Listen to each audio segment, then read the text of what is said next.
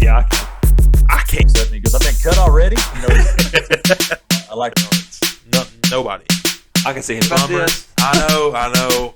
We should. Make sure I sign one anyway. I'll sign. Pittman, has got something special. I think he's got.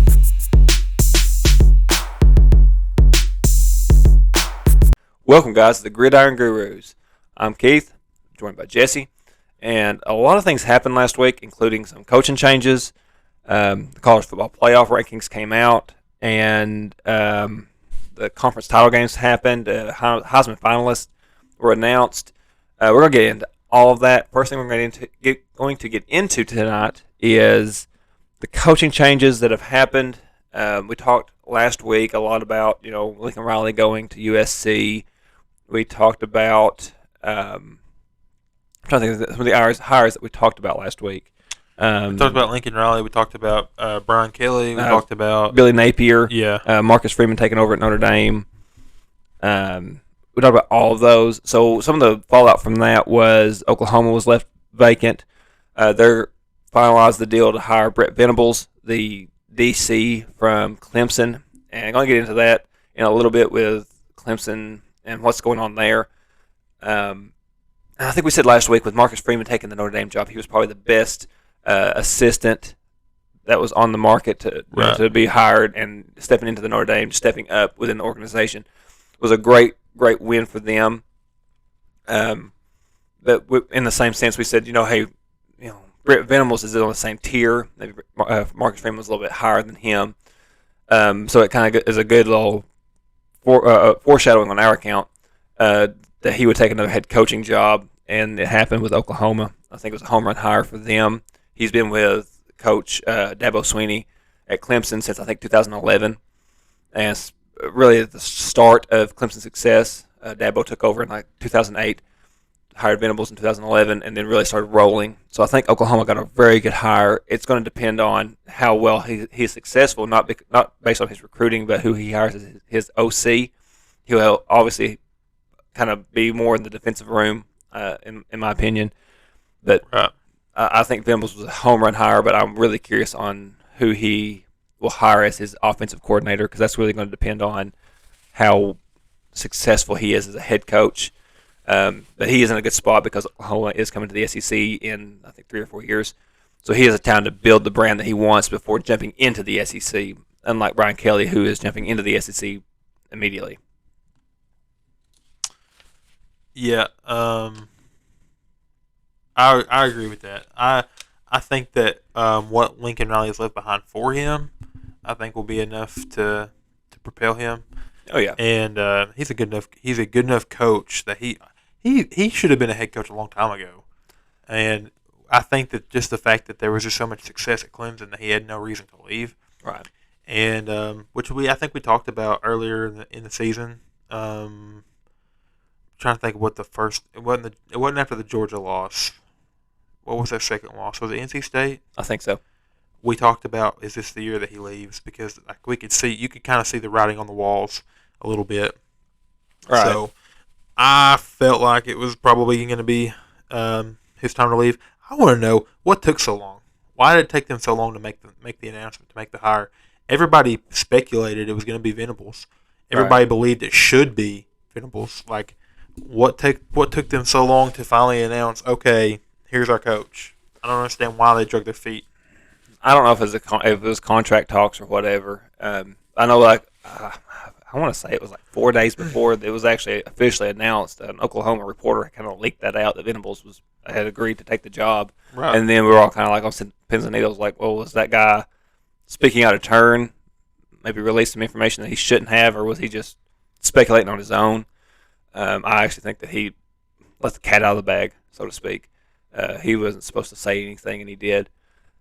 But we even talked about why Brett Venables had not left. You mentioned it should have happened sooner. But I think even Venables himself had said, why leave a good thing? Why we were winning national championships? Why would I leave? Right. I'm winning rings. Right. Why would I go somewhere else? I've got to build my program up when I'm being successful here, getting paid well here.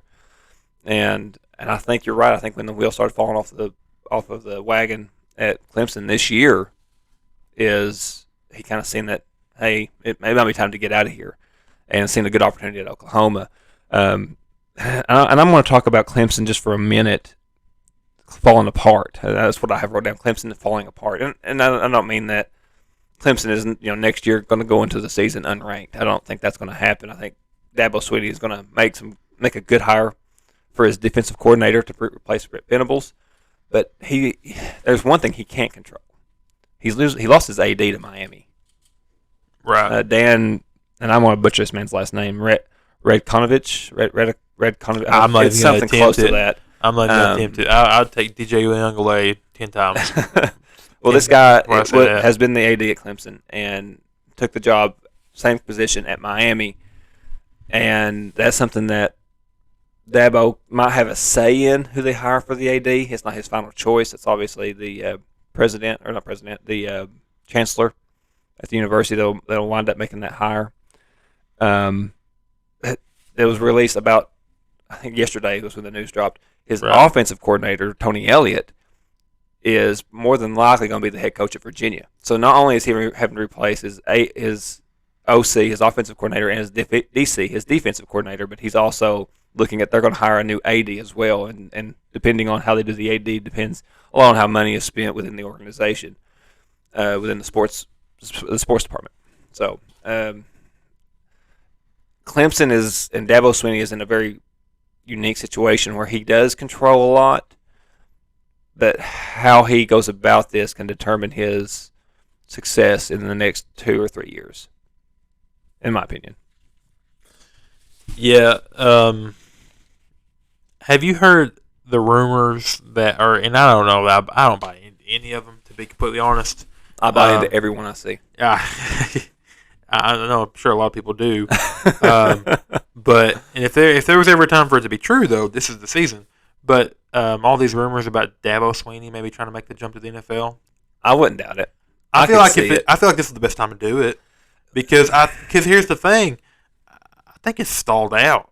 I feel like this is stalled out more than Nick Saban ever stalled out. I mean, he's finished the season. Saban really never stalled out at LSU before he made the jump. Yeah. Well, I mean, I'm talking. Well, yeah. I guess that's a better comparison of using LSU. I was really referring to the Alabama with him just because he really didn't lose assistants. He did, but he didn't lose them as often as he has at Alabama when he was at LSU. Right. And even at that, I'm trying to think. I can't recall if there was, and it had to be around the time when maybe Kirby Smart was making the move. I can't remember if Kirby and Lane Kiffin were at the same time. But I can't recall a time where Nick Saban has lost both coordinators at the same time. I want to say you're right. And I think know he may have lost them both the same year. Did he lose? Okay, well, if he did, I can't the only remember. two I can think of that would come close would have been Kirby Smart and Lane Kiffin. Right. Because If it wasn't Kirby the went to same year, it Georgia, was- Lane went to FAU. Right. If it wasn't the same season, it was back to back.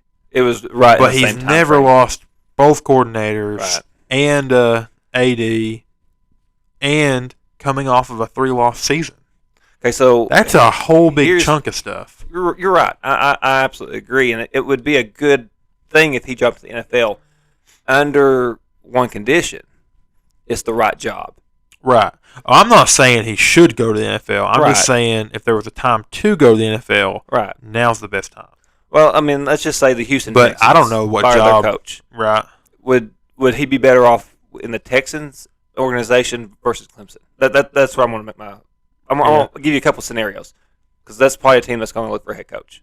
Well, if they're going to look for one, he's the one to look for because the man Right. they got. Let's say Houston offers. Right. That's my point. Houston offers Dabo Swinney the head coaching job. Is he better in Houston or is he better in Clemson? I would argue he's better in Clemson. I would argue that. So, the New York Jets.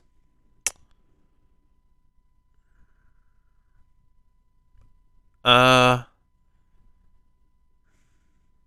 one's tough. I want to say Clemson, but at the same time, I think that New York Is a big enough I market. think New York's a big enough. Yeah, I think it's a big enough market that you can get players to come play there. Right. And I also think that so like in the off season, you definitely you could sign some guys. Right. But I also think that they have some pretty decent young talent already there. Mm-hmm. I agree. That they've been, and they're going to draft well this season too. Right. So that one's a little trickier. Okay. That one I would. I've got two more. Okay. But, all right. and one I know I pretty much know the answer. And I don't think this first team or this next team I'm going to give you fires their coach.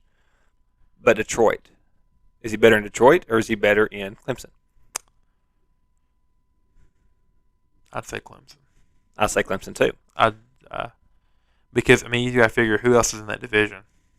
Exactly. You know, You got Chicago, you've got Green Bay, Yeah. and you have Minnesota.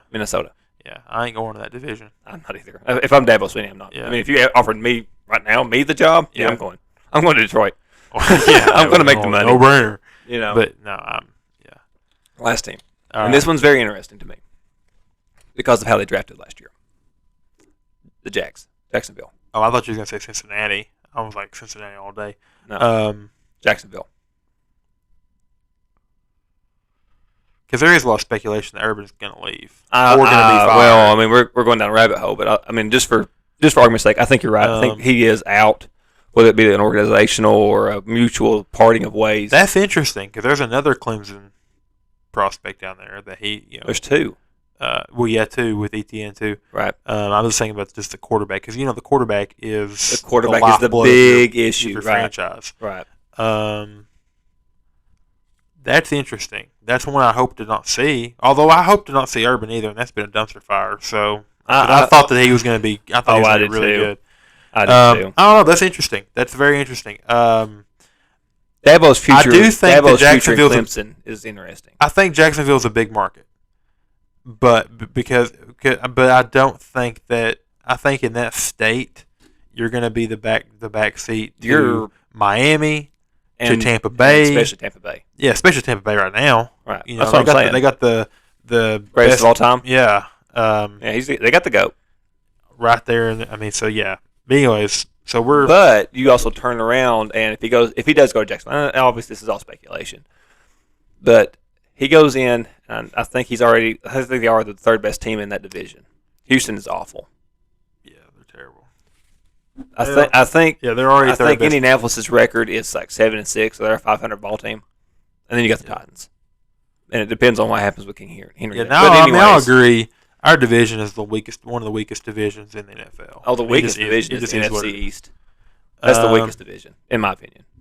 I'm a Cowboys fan, but I'll tell you right now that is the weakest division in football. Yeah. Well, Between the Eagles, the Eagles and the Giants and Washington. yeah. Well, anyways. Anyways. I don't like talking about all this NFL. Let's get off this Well, crap. but it does relate to what we're talking about Yeah, with Dabo and whether he goes or not. And I know we went down rabbit hole, But it makes you wonder though because the dynasty does look to be done. I mean, it's D-O-N. I wouldn't say it's done. I don't see. I would argue it's at a tipping point. Here's my okay. If we were already at a 12 team playoff, then Clemson's in the playoff. You know, they're making the playoff. Not this year, no, but not this generally. year. Not this year. But I'm Generally, saying yes. they're back, and I agree. they're more often than not going to make it. But I have to feel like with the coaching changes that have happened, Right. the future does not look great for Clemson to make it back into a 4-team playoff, because the SEC is just getting better and better and better. I agree. All of a sudden, Harbaugh has cracked through the glass ceiling. Right. Michigan looks like they're going to compete. Right. USC has invested their money. Mm-hmm. Miami has invested their money. Which we're fixing to talk about. We're fixing to talk about. And then if this other name, if Oregon does what it looks like they could do, Right. it doesn't look good for Clemson to make a 4-team playoff. A 12-team I agree. playoff, yes. A 4-team playoff, it doesn't look good. Right. I think, agree. and honestly, my dark horse, the guy we have harped on him and really gave him a lot of grief, but I look for Florida State. They're so young. I look for Norvell and Florida State to actually make some noise in the ACC next year. They are very young. They are young. They're very young, and they have good recruits coming in. They're Right. always. I mean, they're the one of the biggest brands in college football, Mm-hmm. I agree. even when they're down.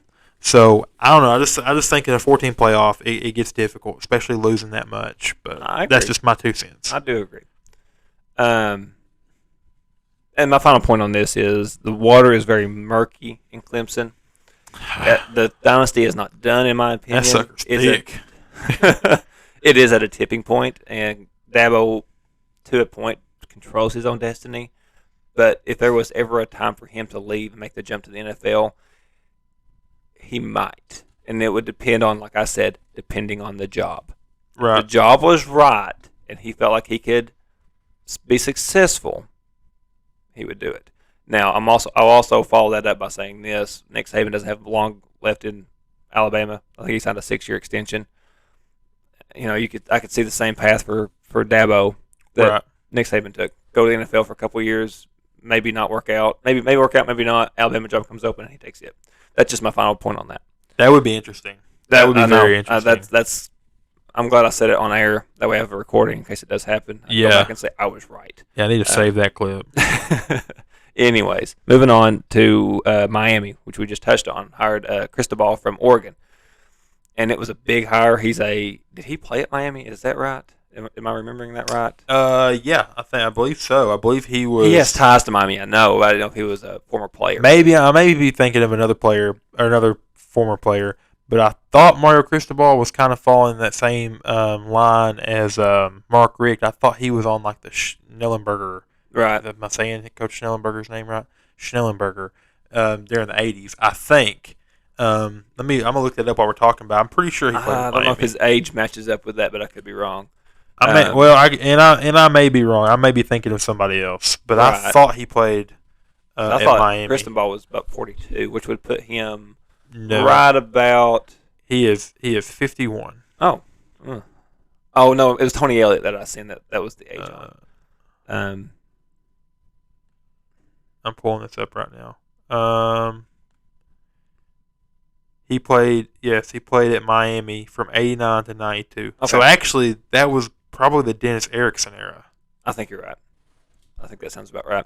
It was. He played for Jimmy Johnson too. He played for Jimmy Johnson and Dennis Erickson.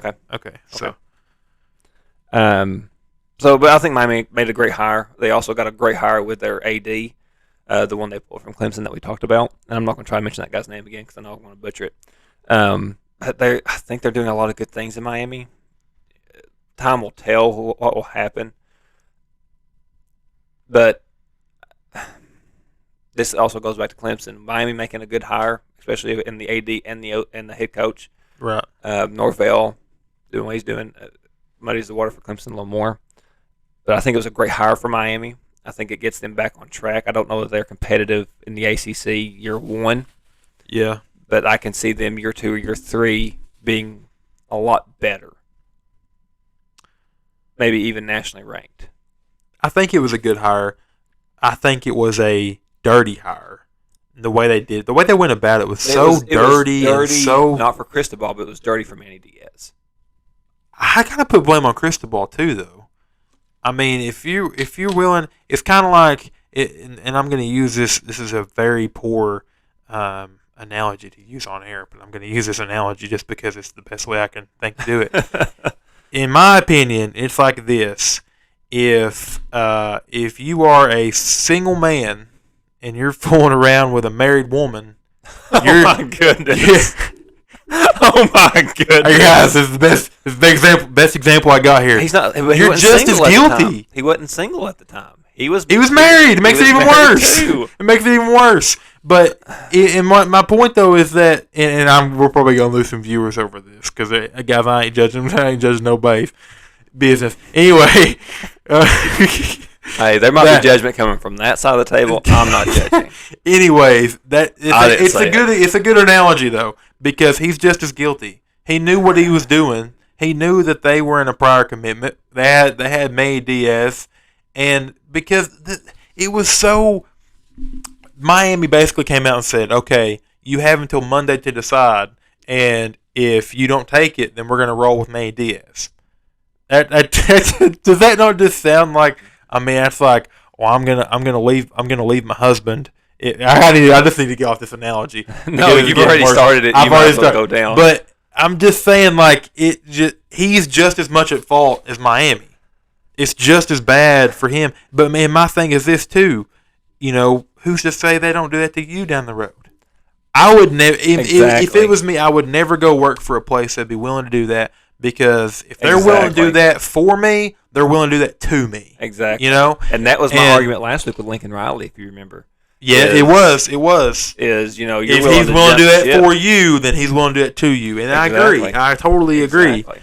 And so that's my biggest thing, is that it really looked poor on Miami. I think it looked poor on both parties. I think it showed his true character. It showed Miami's true character, which may be why they're a match made in heaven, and maybe why Lincoln Riley and USC is a match made in heaven. But it's the dirty business of the coaching carousel. It's very dirty. It's very dirty. What got me was how Manny Diaz found out. That's what was dirty to me about it. He was on the recruiting trail. He was doing his job, trying to make that program a better place, trying to talk kids into coming to the U, and they didn't reward him with, thank you for what you, I mean, and let's look at this too. Let's think about this. They didn't fire him and then do a coaching search. Search. I would have so much more respect for them if they had fired. And again, I'm going back to that analogy.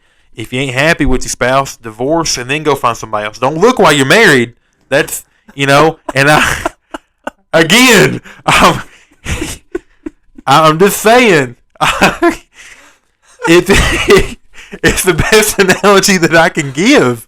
It's the truth. I'm not saying the analogy is wrong. It's a perfect analogy. I was just not ready for that curveball. No, that's what I'm. That's what I do. I don't think our listeners are going to be ready for that curveball. No, they're not going to be ready for it. But you can't not. I mean, you have to agree with it. I agree. But it's just, I tell you what, though. Here's my thing. Here's the last point, and we're moving on because we're spending too much time on it.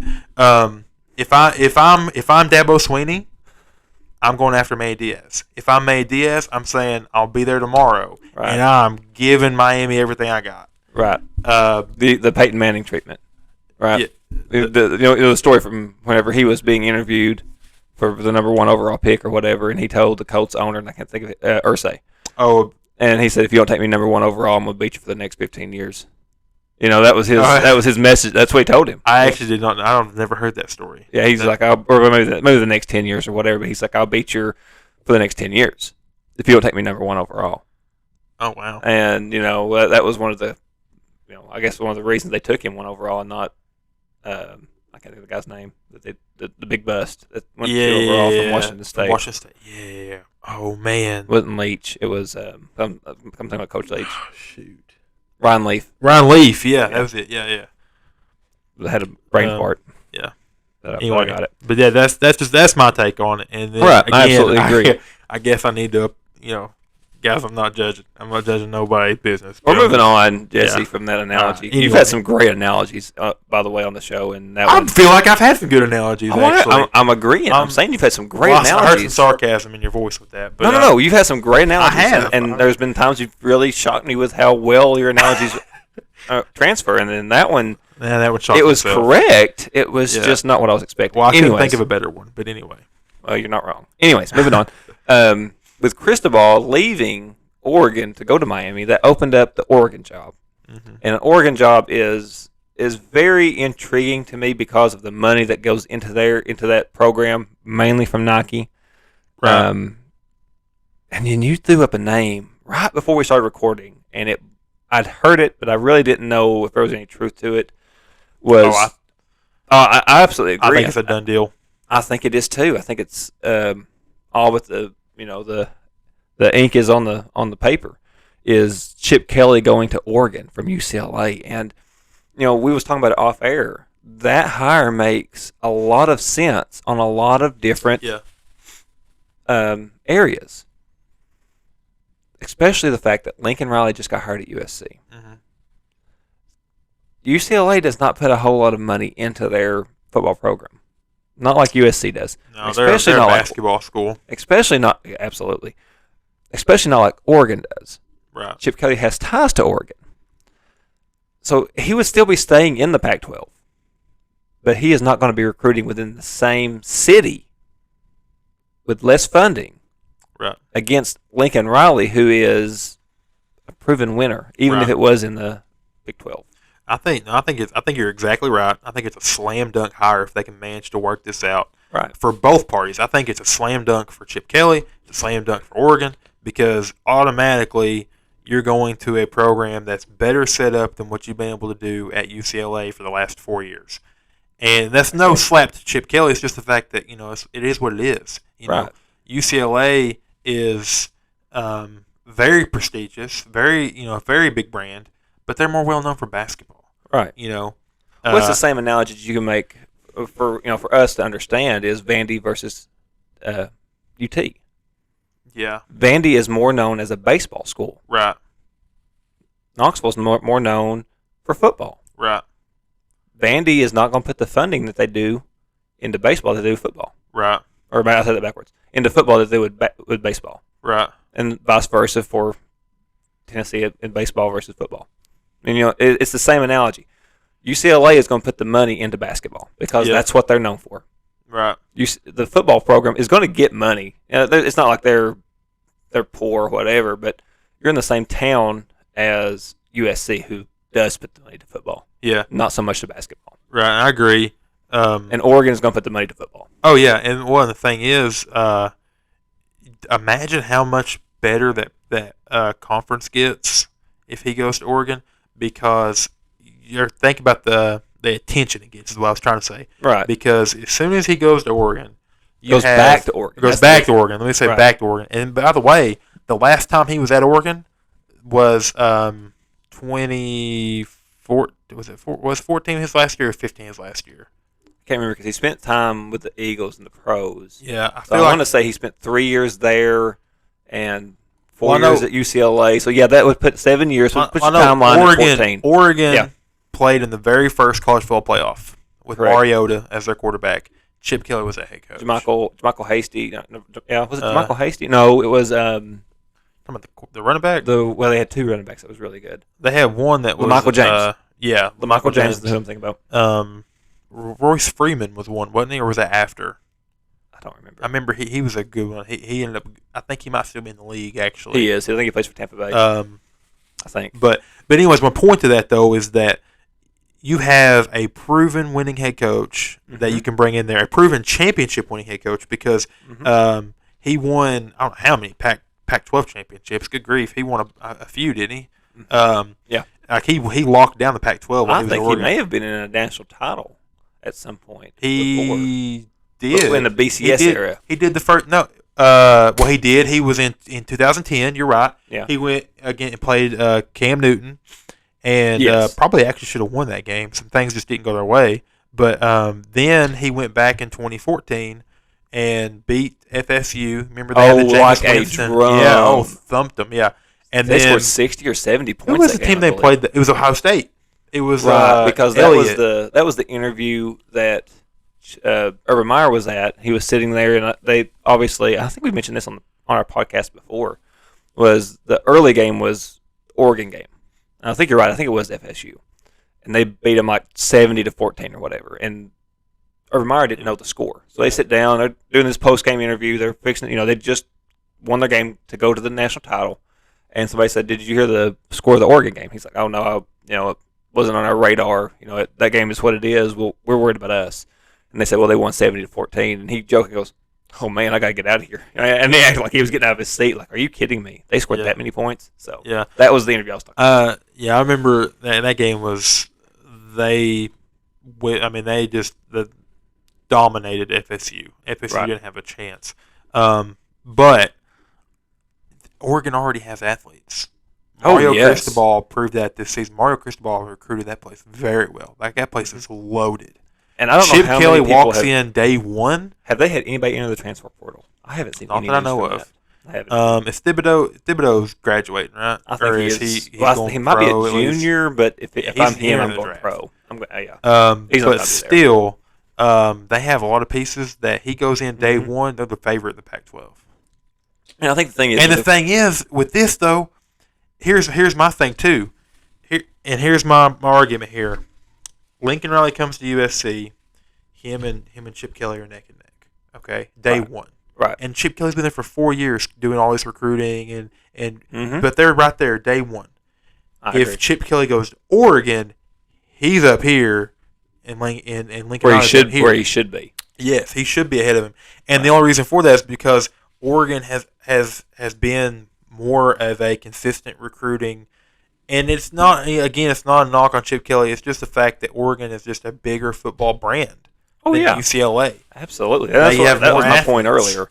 And I think the reason you've not seen any news from the transfer portal from Oregon to this point They're is waiting. the kids are waiting to see who they hire. And I think if they hire Chip Kelly, who's, like I said, we said is a home run hire, slam dunk hire, however you want to put it, they stay. They don't leave. Because they automatically see, hey, we're going to probably be right where we was at when we left off. No knock to Kyle Winningham, no knock to Mario Cristobal. But I think if Chip Kelly is there, I think let's say Utah beats them one time, they don't beat them twice. I agree. They don't beat them twice. I agree, 100%. And I almost wonder if Cristobal hadn't checked out in the second game. It's possible. But anyways, one of the other names that I'd seen mentioned, but I don't know that he goes. I don't think it's a home run hire if he does. Was Lane Kiffin, but I don't see. No, I don't. I was going to throw that name out there. That is a big. I mean, it's a good hire, but he ain't going nowhere. No. If he was going to go anywhere, he would have threw his hat in the LSU job or the Florida job. He ain't going anywhere. I could see him going to LSU. I don't know if he would have went to Florida, just because of the culture. Yeah. You know, LSU is a bigger brand. We've already talked about that, or at least I think that is. I think you think Florida was a bigger job, but I kind of do. But I have other reasons though why I think that. But that's another discussion. It's another discussion for another day. Anyway, so we're gonna move on, and I've got the college football playoff wrote down, and then I want to talk about the Alabama Georgia game. First thing I'm gonna talk about, and we talked about off air, and I get really upset when I talk about this. Oh, here, yeah. I'm excited about this. This happened in the ACC title game. Yeah. Early in the game, I think it was first quarter. It was 14-7, I think. I think so. Actually, I didn't get to watch all of that game. I watched bits and pieces. I did too, but I do know this happened in the first quarter. The score is, I might be wrong, but Kenny Pickett takes off out of the pocket.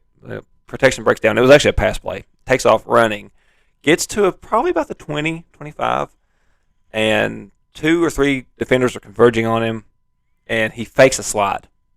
He acts like he's going down. Defenders pull up. He takes off, scores a touchdown. And that, to me, is asking for trouble, not only for Kenny Pickett, but for any running or any quarterback that decides to take off down the field. Yeah, I saw a tweet. I know you're on the fence, so I want to hear I'm on the fence. But I saw a tweet, though, or maybe I heard about the tweet. I can't remember. I heard there was a comment made that said Kenny Pickett just got every quarterback killed next week or something to that effect. Right. Just because of, like you said, defenders can't slow up anymore. Right. Because if they do, they're gonna get burnt. That was my takeaway as a coach was I'm mad at that DB because he stopped Kenny Pickett, and he hesitates for like just a second. Right. But when he stops, the defender is, I want to say in that clip, when he stops, the defender's around 7 yards away. And one was close. No, one was right there. One was close enough that he still should have made the tackle even after he stopped. Well, but he pulled up. Yeah, they both pulled up. Because they thought he was sliding. Yeah, but, I mean, I don't know. That's just you can't but my takeaway though is the quarterback when he slides. The DB that's 7 yards in front of him. How do you allow him to still get around you? How do you entirely slow down? Okay, and that's my thing is for one, you don't ever completely stop. You make sure he's down because here's the thing. Let's say he's going down and that ball spits out. You should be on that football. If you stop, somebody else has an opportunity to get that ball. That's just my takeaway as a coach. But now I totally get, and I'm not. And now guys, don't think I'm defending the fake slide. I'm not defending the fake slide because I do think that it opens up a whole can of worms that we don't want to get into. I think by allowing the fake slide, you make things because things are already hard enough for a defender as it is with targeting, and I think by allowing the fake slide. You do get in that gray area of, okay, well, what happens if he slides and I hit him? You know, Exactly. And so there's really there's no repercussion. It's almost like a win-win situation for the ball carrier, Exactly. and a lose-lose situation for the defender because okay, I slow down, well he can decide to take off again, and I'm toasted, or I keep going and he does go down, and because again, like I said, I'm open to hear both. I want to hear both arguments because I like hearing arguments. I like hearing people's because here's my argument But- for the other side of this is if you go ahead and you go full force into him yeah because he might fake slide and he goes down and you pop him good. I mean, I'm not saying it's a dirty hit, but you hit him hard. You hit him like you should have tackled him if he was a running back. You're going to get called for targeting, more than likely, because you're leading into a guy that's going down at this point, or might be going down. You're out of the game. You're ejected, or you give up a score. right That's your. I'd rather give up the score. Defenders are going to go. I don't want to go full force into this guy and get thrown out of a game. But then again, I do not want to give up the score. You know what I'm saying? So I do feel like though because you're get chewed out by your coach on the sideline, Right. you give it up. And I'm again sure those guys do. I'm chewing my guys. Right. If they give that up, I'm chewing them. Right. I don't care if he had a fake slide, I'm chewing them. Right. But my thing though is, and again, I'm not defending the slide, but if we don't want this in the game, which I don't feel like we want this in the game, a rule needs to be made and needs to be put in place for that to happen. Right. Our jobs, and I'm talking about coaches, players, as competitors, is to find ways to give ourselves the most competitive advantage. I get it. And do I think it was? I heard a lot of people saying it was soft. I don't really know that it's soft. I think that it's like, okay, I'm gonna make another analogy here, another example. Okay, and I'm a basketball guy. I'm a Tennessee basketball guy. I'm a Chicago Bulls basketball guy, but that's it. I don't dive more into basketball than that. College football, I'm all college football, but I just watch my teams in basketball. Right.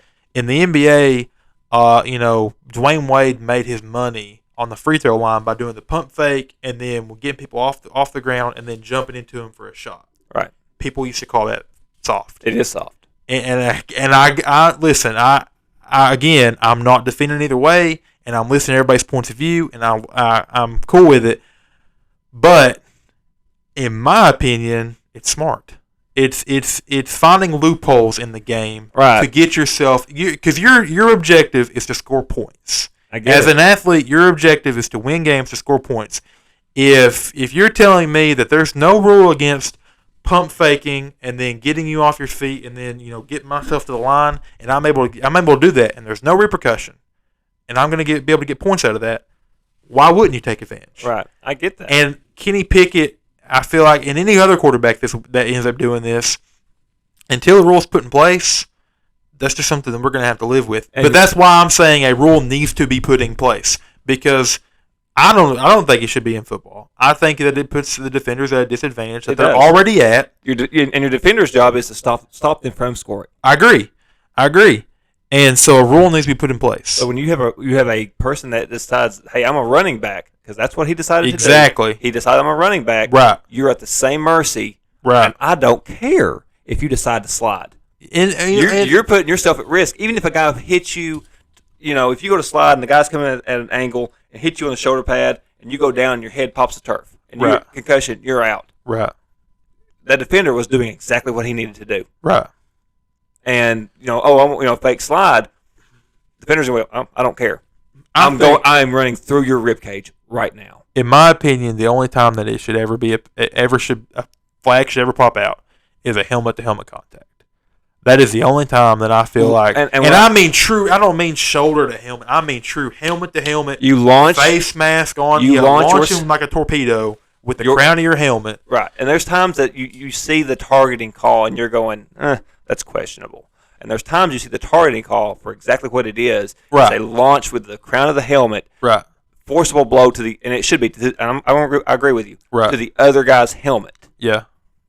and you're like, oh yeah, you go, okay, that's targeting, 100%. There's no doubt about it. Right. So with Kenny Pickett faking that slide, he put himself at risk, not just for his bowl game, but for his NFL career, because NFL guys are going to go, nope, not going to have that. Right. You're going to take a good shot. Yeah. But that's my take on it, is that if we don't want into the game, put a rule in place. Right. And until a rule's put in place, Right. I don't have a problem with seeing quarterbacks do it. Whenever you start the I'm giving myself up motion, Right. you're dead there. Yeah. That's the ball. And see, I don't have a problem with that either. I agree. think There should be a rule because you're going to get somebody hurt. Exactly. That's my argument. You're going to get somebody hurt And I because agree. defenders are going to say, nope, screw it. I'm going through you. Oh, yeah. And if they I should. get a targeting call, I get a targeting call. Right. And any good defensive coach should say, no, listen, you see this clip, you don't stop. You go. Right. And we'll deal with the consequences of that. Exactly. I mean, and that's our job as coaches, is to defend our players. So yeah, I think that, and I'm sure every coach would agree they would do the same. But anyways, so that's my take. Moving on. I'm not for it. Anyways, so the only game that I want to talk about was the Alabama-Georgia game, because we all thought there was no chance. Well, I didn't think there was no chance. I thought that it might be a close game. Odds were stacked against Alabama. Yeah. For many views of it. And now I think they lost their best receiver, Mechie, in the game. It didn't matter. They lost him early. No, the game was, I think, tied. But, I mean, they lost him before halftime. Right, but I think Alabama was either tied or already up at that point. Yeah. So, but I mean, what I mean is they lost him going forward into the playoffs. Yeah. So they won't have him as that gives them a disadvantage. But I don't think anybody really seen Alabama scoring 41. That's my point. No. Nobody's seen.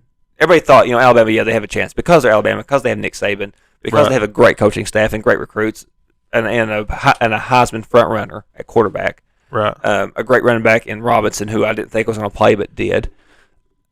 John Mechie, who's a first-round talent in the NFL draft. No doubt. No doubt.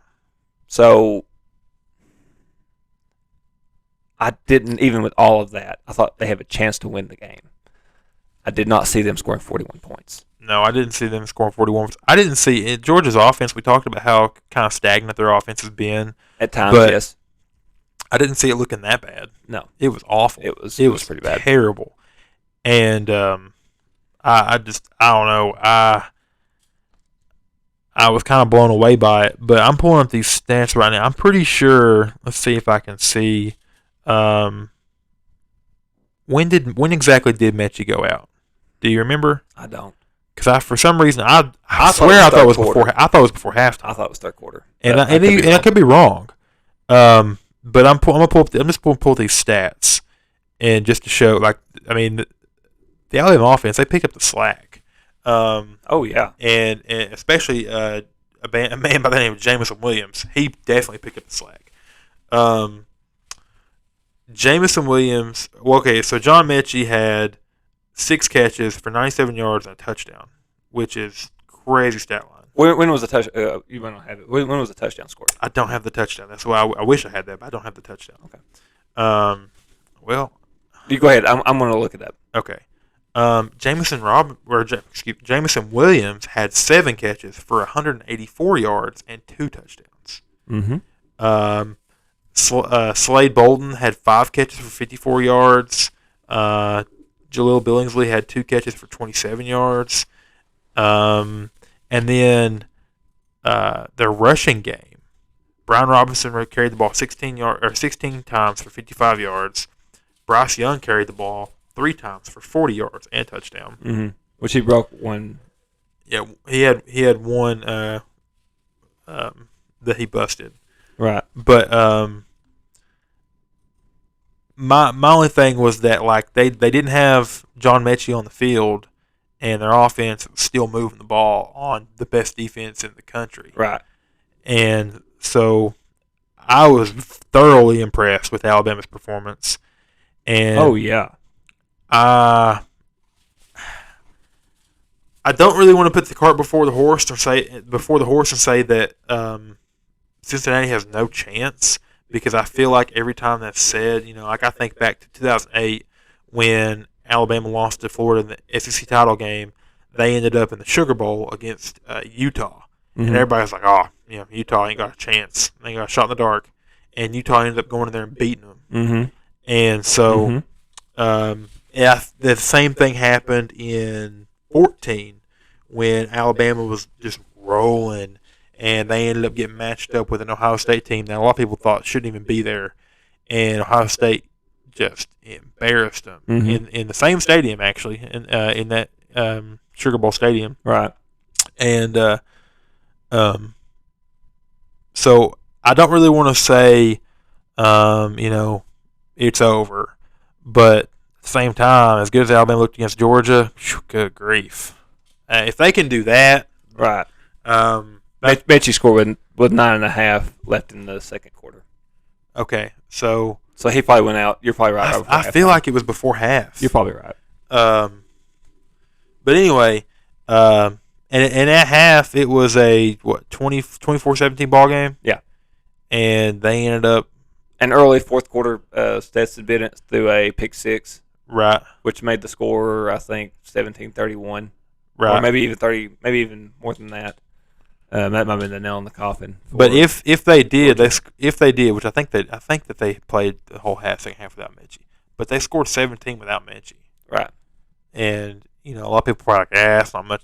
That's well on a defense like that. That's you're a lot. right. But then you also have to go into the game planning, and all of a sudden that changes when Mechie goes out. Right.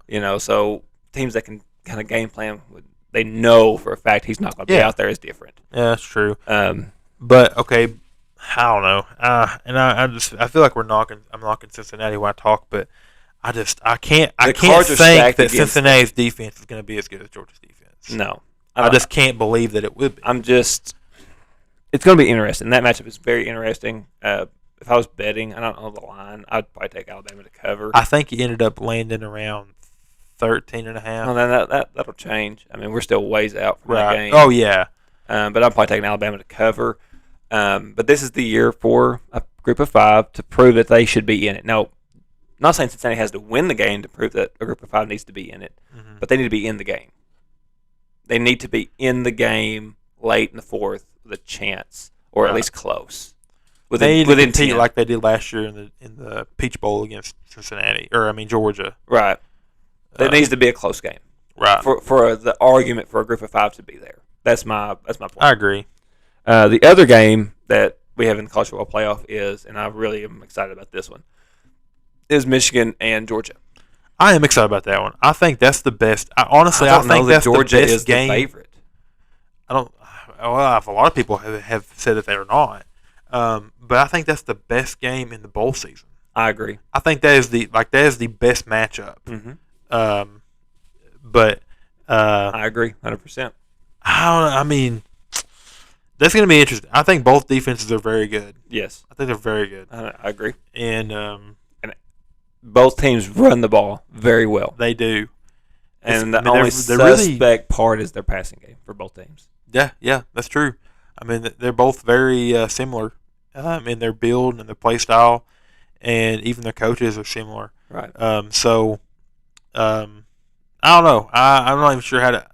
I'm sure we're going to pick that game when we get closer. Oh yeah, absolutely. But I don't know. I don't know which way I'm leaning right now. I don't either. Part of me wants to say that Georgia's going to come out more fired than ever. Yeah, mad, play pissed off. Yeah, I agree. That's where if they wouldn't have taken the beating that they did from Alabama, and say Georgia's 1, Michigan's 4. Right. Let's just say that was the matchup we got. Same matchup in the first round, but Georgia's coming off their SEC title game win over Alabama. I would be more inclined to take Michigan. Yeah, but a pissed off Georgia team. I don't know if that I want any part of that. I'm gonna move on from that, and the last thing, unless you have anything else in this, I know you're looking something up.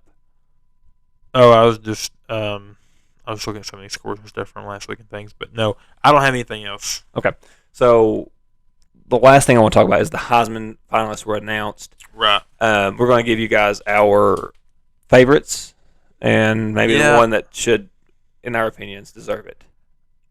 I'm kind of confused a little bit by it. So the finalists that they announced were Bryce Young, Kenny Pickett, C.J. Pittsburgh, Stroud, Ohio State. and Aiden Hutchinson, the defensive end from Michigan. Right.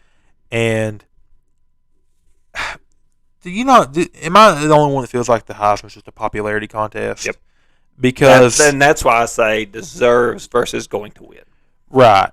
Because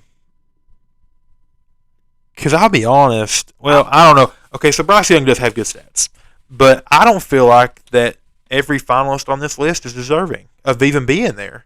I kind of feel like, and I know I'm going to catch a lot of flack, and I'm sure a lot of people are going to disagree with me, which is okay. I mean, I'm cool with that. I don't feel like C.J. Stroud deserves to be there. Oh, I think he deserves to be there. I mean, Well, and here's my point. Here's my point. Where do you think in the top 10? Where do you think that C.J. Stroud ranks among the other quarterbacks as far as passing stats in college football? Ooh, man, the way you say that makes me want to say 8th. Dang, you need to go buy you a lottery ticket. 8th exactly. 8th exactly. Kenny Pickett landed at 5. Bryce Young landed at 4. I mean, these guys aren't even. Kenny Pickett's not even in the top 4 for passing yards in college football. Wow. Now, granted, the other quarterbacks. Well, two of the other quarterbacks don't play the level of competition that any of the 3 play. Right. Brandon Armstrong is the quarterback at Virginia. He has 4,444 yards. Right. 31 touchdowns, 10 interceptions. Bailey Zappi. He is a quarterback at Western Kentucky, and I imagine, stats galore. He has 5,545 yards. Oh, my gosh. 56 touchdowns, 11 interceptions. That's crazy. crazy. But here's where I'm going to start arguing some stuff, though. So C.J. Stroud has 3,862 yards and 38 touchdowns, 5 interceptions. Okay. Will Rogers is number 2 on this list. He has 4,449 yards, 35 touchdowns, 8 interceptions. Right. He has 3 more interceptions and 3 less touchdowns than C.J. Stroud, but he has close to 700 more yards in passing. Yeah. And he's done it against tougher competition. Right. And yes, Ohio State's played Michigan. Right. Yes, they played Michigan State, which is on their defense. Penn State's defense is pretty decent. Right. But Will Rogers competed with Alabama, LSU, Ole Miss, Auburn. Much tougher defenses, in my opinion. Right. And another one that I feel like is actually even more deserving is Sam Hartman. He wasn't even a finalist. Right. And he also had better stats than C.J. Stroud. He had 36 touchdowns. Now his interceptions was probably what kept him out of it. But he had 14 interceptions. But he also led a team, Wake Forest, that if he's not there, they're probably not having the season that they had. I agree. And here's another argument I have about C.J. Stroud. All right. Name another quarterback in this in NCAA that has a Chris Olave, a Garrett Wilson, and a Jackson Smith enigma. There isn't one. Right. All two of those guys have over 1,000 yards, and Chris Olave has 936. He's right there at close to 1,000 yards. There are no other. What does Alabama's receivers have? I'd have to look it up, but let's see. That's my only other point, and then because we're getting close to the hour mark. Right. I'll look that up while you're going to make your. Okay, so for me, and I agree 100%. It is a popularity contest. It's also a quarterback. It's also a quarterback driven. We've gotten away from it being the best player in college football, and it's slowly shifted to the best quarterback. The best quarterback. Right. Yeah. And it's not even the best quarterback. It's the best quarterback on the best team. I don't think that. I think it should be what it's supposed to be: the player that means the most to college football, the player that means the most to their team. 100%. If he's not there, they're not this. Right. They're not that. And another dude that I'm going to throw out there that's not a finalist is who we all thought would be a finalist is Kenneth Walker. If Yeah. Kenneth Walker's not at Michigan State, they're not ever I a top agree. 10 team. I would argue that the Hartman kid is more deserving on a finalist than Pickett. That Yeah, I would too. I mean, I that's would just my totally opinion. agree. But I agree 100%. But and this goes into exactly what you're saying. The best player or the quarterback on the best team. Right. And I think that's going to be the winner. I think it's going to be Bryce Young. Right. I think that he's going to walk away with it, and I think he's going to walk away convincingly. Yeah. And I think the guy that is going to end up receiving probably the least amount of votes, but the most deserving out of the finalists, is the defensive end Hutchinson from Michigan. That's who I think deserves the win. I think he has 14 sacks on the year. Yeah. I mean that he is the anchor on the defensive line for Michigan, and Right. the Michigan defensive line is very good. They are across the board. Both tackles, both ends are very good, and he is the best of them. And it's not even close how close they are to him. And the rest of them are studs themselves. Right. He is the anchor for a Michigan defense that's the reason that they're in the college football playoffs is because of their defense. It's not because of their offense. He is the most deserving player out of the finalists. Probably will receive the fourth most, or he'll probably end up fourth as far as the votes go. But for me, he's the most deserving. That's where I would draw a line. Bryce Young, in my opinion, is going to win. Well, I And it'll think go in that order: Bryce Young, Stroud, Pickett, and then Hutchinson. That's what my opinion is. if it goes to a quarterback, Bryce Young's the most deserving quarterback of the three, Right. in my opinion. I mean, his stats are better than the other two, Right. and he's spread the ball around better than the other two, and in my opinion. And you want to ask about the receivers. I have the receivers pulled up. So again, going back to C.J. Stroud. C.J. Stroud has 3 receivers close to or above 1,000 yards. He's got 2 receivers that are well over 1,000 yards, and one that is very close to 1,000. And then the next closest receiver on the list is at 285. Wow. He's basically he's looking for those 3 guys. I mean, those guys are. I mean, all 3 of those guys would start on any other program in the country. 100% agree. And yes, Bryce Young has John Mechie. He has 2 receivers over 1,000 yards, but then he has a receiver over 300. He has 4 receivers over 200 yards, 3 receivers over 100 yards, and then 79, 57. It's just consistent all the way down through there. Right. C.J. There's not a Stroud. cliff. It's a No, rolling it's hill. it's gradually. It is a drop off with C.J. Stroud's receivers with Ohio State. Right. So, I mean, I agree. I think Hutchinson is, if he's not there, Michigan's defense is not what it is. And I do think that, no knock to Bryce Young, I do think any quarterback really can kind of, well, we saw it, with Right. the quarterbacks in years past at Alabama. Any quarterback really can step in there and lead that offense. Yeah, but you still have to do it. I agree. And I'm not, again, like I said, I'm Yeah. not knocking Bryce Young. Bryce Young is a phenomenal athlete. Right. And I think he's very deserving. But I do hate that it's become a popularity contest It among has. quarterbacks. 100% agree. It's not the best player, and we need to stop acting like it is. But anyways, They have the best quarterback award for a reason. yeah, they do. They have an award for every position. Right. So I'm let's 100% get back to agreeing. making the Heisman what it's supposed to be. Exactly. The best of the best. Yeah. But, it's the same thing in the NFL. NFL's the MVP award is a popularity contest for So is quarterbacks. NFL Comeback Player of the Year. Yeah. And I hate to say that because I think Alex Smith won it 2 years ago, and That that one one was- was let's and that not one talk- was that was deserving. deserving. Oh, I was about to say, that one is deserving. That man looked like he was playing a game on Saw or something. That Oh, it that was thing on nasty. his leg. Oh Uh-huh. my gosh. But more times than not, a lot of these awards become a popularity contest. I agree. And the Heisman is no exception, exception to the rule. It's actually one of the hey, this is a popularity contest. Yeah. And it's dominated by quarterbacks, and you can see it by the finalists. Right. 3 of the 4 are quarterbacks. So, but anyways, that's it from me. Is there anything else that you want to add to No. anything we said? Okay.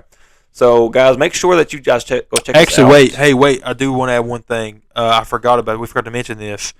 Is the Bowl Pick'em Challenge. Oh, man. How We did forgot we to talk miss about that? Yeah. So should have it by. I think we'll be finished with this by this weekend. That's the goal. That's the plan. But for anybody that that thinks that they, have college football knowledge or that just like wants to compete with us. yeah, want to compete with us or want to compete with your friends. And did we ever decide on what we were doing for that? The prize? I don't think we did. We'll put that out too. There will be a prize. Don't expect like the $1 million cash prize like you see on some of these tournament brackets. Right. But there will be a prize for we're just trying to do a top 3 is what I was thinking, top 3 leaderboard.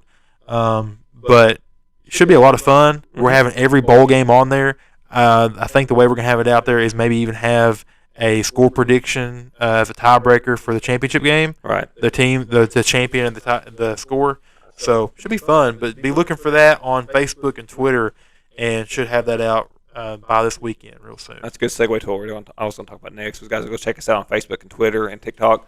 Guys putting out just information there, just different things. Guys, go check us out. Let us know what you think about the show. Anything that helps, guys. A like, a thumbs up, a little review on your podcast. It helps us out. Lets us know what we're that you enjoy what we're doing. Then we're not wasting our time. Well, I'm not wasting my time. I enjoy talking about it, but to have the fan interaction is always nice. Right. So, but until next time, guys, appreciate it.